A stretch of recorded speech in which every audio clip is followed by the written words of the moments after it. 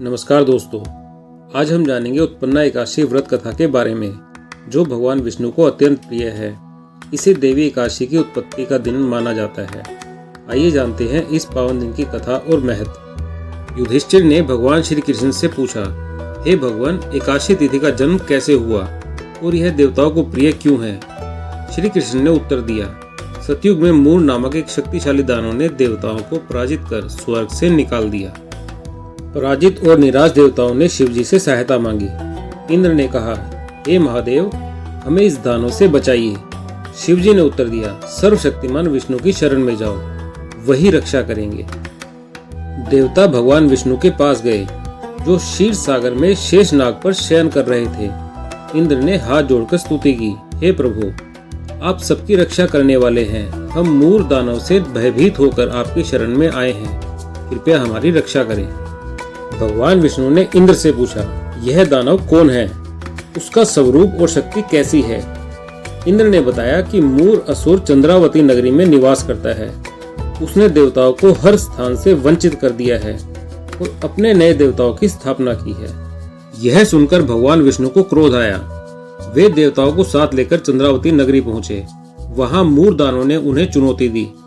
भगवान ने अपनी दिव्य शक्तियों से दानव सेना का नाश करना शुरू कर दिया।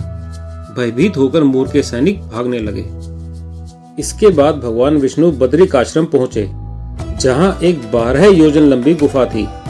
उस गुफा में प्रवेश कर वे विश्राम करने लगे। मूर दानव भगवान को मारने की योजना बनाकर गुफा में प्रवेश कर गया। जब मूर दानव ने भगवान को सोते हुए देखा तो वह अत्यंत प्रसन्न हुआ।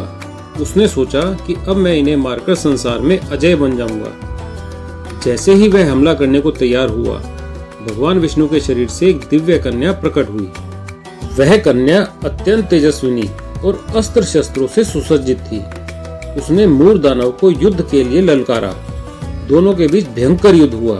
कन्या के पराक्रम से मूर दानव परास्त हो गया और अंततः मारा गया। भगवान विष्णु ने जागकर पूछा, तुम कौन हो और मूर का वध कैसे किया?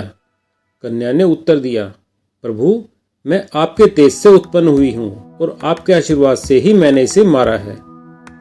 भगवान विष्णु ने प्रसन्न होकर कहा, हे कल्याणी, तुमने देवताओं को संकट से मुक्त किया है। जो वर चाहो मांग लो, तुम्हारी जो इच्छा होगी मैं उसे पूर्ण करूंगा। उस कन्या ने कहा, प्रभु, यदि आप प्रसन्न हैं तो मुझे एकादशी तिथि के रूप में प्रतिष्ठा दे। कन्या ने कहा, जो लोग मेरे दिन उपवास करेंगे उन्हें धन, धर्म और मोक्ष की प्राप्ति हो। मेरी पूजा करने वाले पाप मुक्त होकर बैकुंठ धाम जाएं। भगवान विष्णु ने कहा, ऐसा ही होगा। तुम समस्त तीर्थों में श्रेष्ठ और पापों का नाश करने वाली बनोगी। भगवान विष्णु ने यह भी कहा, दोनों पक्षों शुक्ल और कृष्ण की एकादशी समान फलदायी होगी। जो इस दिन विधिवत व्रत करेगा उसे सहस्त्र गुना पुण्य प्राप्त होगा। यदि एकादशी उदय काल में हो और द्वादशी में पारण किया जाए तो व्रत का फल अधिक होता है। इसके विपरीत यदि तिथि दोष हो तो व्रत अधूरा माना जाएगा।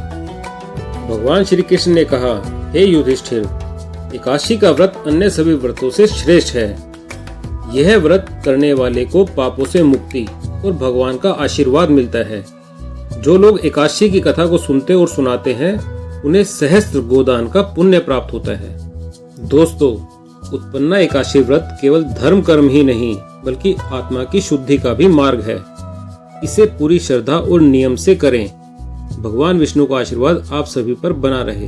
धन्यवाद।